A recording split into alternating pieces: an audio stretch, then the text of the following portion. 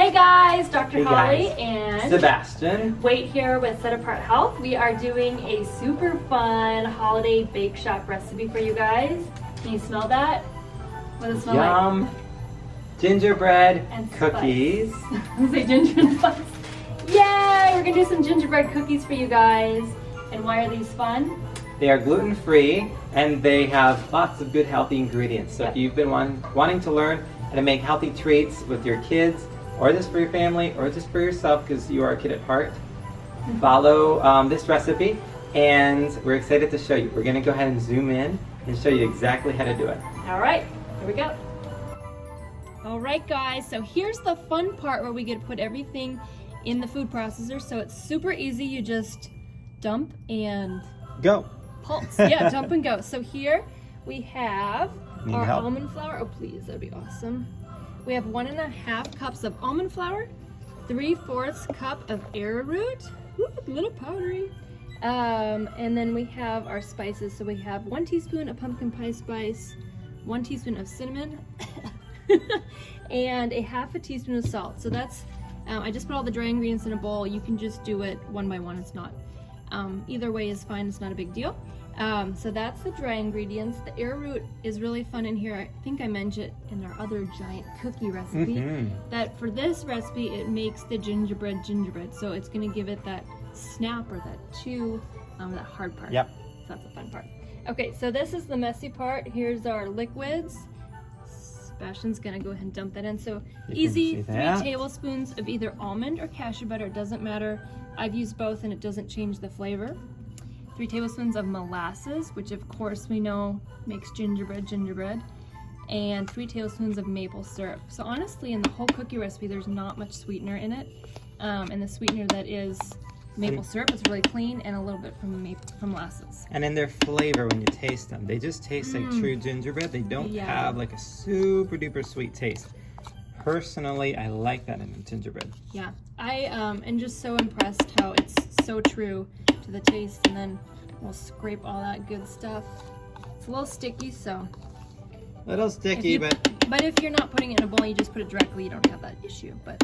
Yes. There we go. So we have that, and then the last part, see, it's really easy. You just dump a few ingredients in here. We make this with Luca all the time. It's his favorite, I think his favorite recipe to make, and he makes most of it himself. This is the key to this recipe, is fresh grated ginger.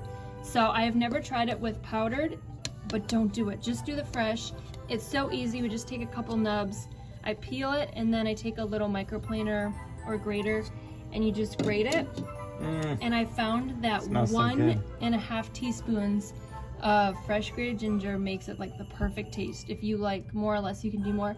But to me, it just gives it that, not hot, but blended perfect ginger taste. The powder, I don't know, I don't feel like the powder would work. It's just, I mean, you can just smell the fragrance right now in the room of the ginger, just like that warm, holiday, cozy spice. Exactly. And then when you get to taste them, they're so good. So delicious. So we're gonna just go ahead and put the cover on and blend away.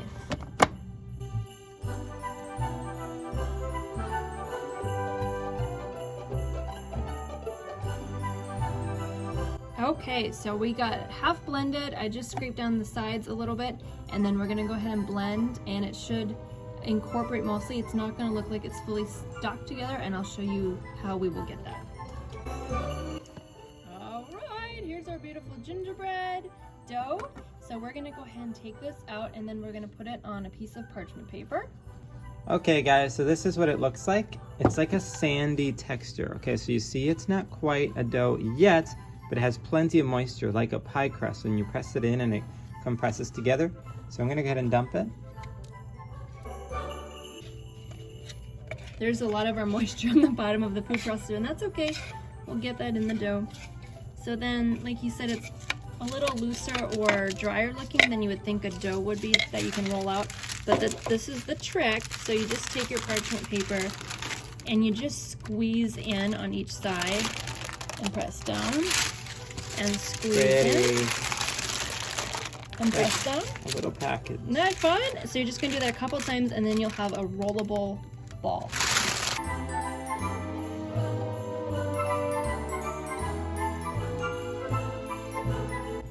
So we got our somewhat ball or log form, either is fine, because then you're gonna take another piece of parchment, put it on, scooch it down a little bit just to flatten it to help you out, and then just grab your rolling pin and roll away.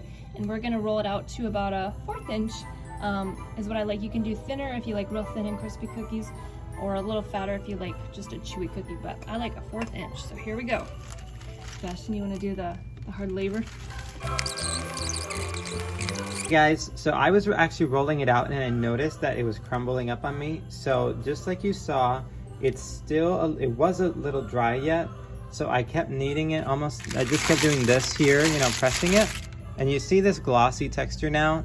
That is perfect. So that means that this has absorbed the moisture and all of the moisture is evenly incorporated throughout the dough. So you want it like that hydrated oiliness a little bit. Yes, you see how it's nice and shiny. I can pick this up. Before it was just dry and crumbly, like, you know, slightly like that, but this is perfect. I'm gonna roll this out and we'll show you this rolled out in a little bit.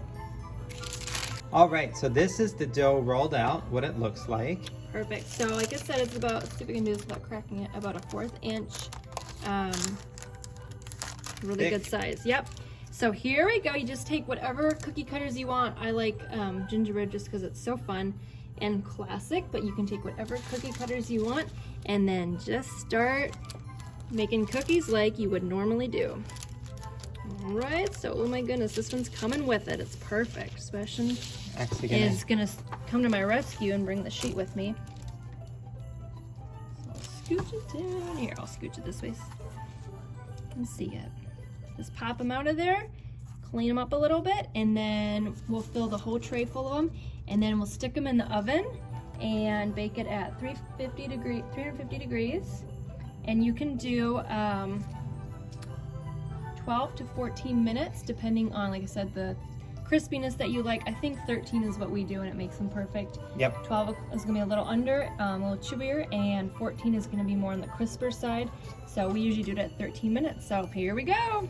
Here's the thickness. So pretty much cut them how you want them because they do not move and budge very much. They cook as is. Yep. They're almost like a sugar cookie in the sense that it puffs up a little bit, but it doesn't spread too much. Yes. So I'm gonna keep making the gingerbread man, and then we'll show you how they look when they're all baked. And Luca loves to eat the dough, so every time I see the dough coming off, I'm thinking of his little fingers stealing it. All right, here we go. And it just smells so good. Like, it smells like a gingerbread bakery, doesn't it, Sebastian? Yep. All right, so they're all baked and perfect. Look how cute these guys are. So I love that they're pick-upable. A lot of stuff that's gluten-free or even sugar-free, you usually can't pick it up. It'll break and crumble. But look at how fun these little guys are, and they snap so perfectly. And there you trying to clink, clink. And they just smell so good. Like, they smell like the classic gingerbread.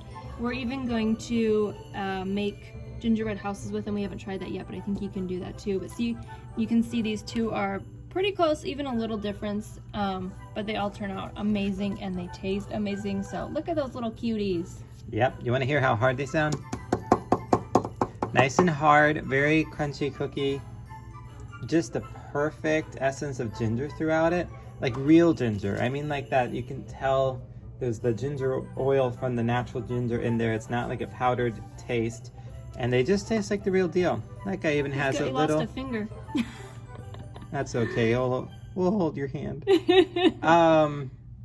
So this is what they look like. The perfect gingerbread cookie. If you have been to Set Apart Health before, we actually were selling them here in our little mini bake shop here because we wanted to share some healthy treats with you guys here. A fun holiday bake shop. It's been so fun. So let us know if you guys have any questions about it. Let us know if you make them, how you love them.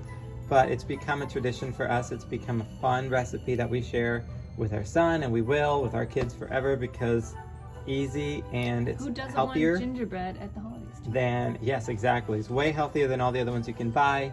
It's gluten-free, and also it's still lower in sugar. It does have natural sugar somewhat, but it's lower. So for us in the holidays, this is kind of our treats that we do. And no refined sugar, which is what we're all about. Yes. So we hope you guys enjoy this recipe.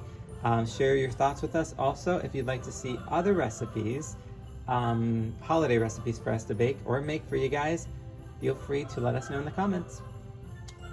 Hey guys, so the cookies are baked. We put them in the oven and off the cookie sheet. So I love these because they're just so fun. Like, who doesn't like this? And like you said at the beginning, they're gluten-free. They don't have sugar in, and that's super hard to find on the holidays. Yes. And I think you can take it to your family and friends, and they might not even notice. I don't think they'd notice. They're perfect. So we want to show you guys eating one so you can see the texture, so you can see the good snap. The good stuff. All right, you want to break his leg? I'm gonna break his leg. Look at that beautiful break and that snap. That's so fun. Here, you can have a leg. Look at that snap. Okay, here we go. Real hard. Yep. So And it's that, like we talked about, it's that arrowroot that makes it like a really crunchy cookie. Yep. These even got a little thick, but they're so nice. I like it almost thicker with the chew. The ginger is just my favorite here. And usually I don't love like a strong ginger flavor, and they keep really, really well. So you can keep them for a couple days. And they're hard, but they're not like break your tooth hard. So you can, you can build a house with these. Actually, we're gonna try that. We're gonna try to make them square instead of the cookie cutters and make a gingerbread house. I'm sure they'll work with that. But after you crunch on them, they kind of just dissolve. Then you can get that really fresh ginger taste with all the other spices that are in there. That cinnamon, that typical taste of gingerbread cookie, but they're so good. You're gonna love them. They're just our favorite. And Luca, I think it's one of his favorite cookies. He always asks to make it. It's so simple, like we showed you guys. Kids can help with that, and it's just a dump process and roll recipe, so it's really fun. So. Dump, process, and roll. I like it. Well, we hope you guys enjoy these cookies, and thanks so much for following us. Make sure you share this video with your family members and those crunchy, healthy people that you know in your life that want to learn how to make these. And feel free to post in the comments any questions. If you make these, post pictures. We'd love to share pictures of you and your family making these and creating new traditions. And we're going to go eat some more cookies. Bye.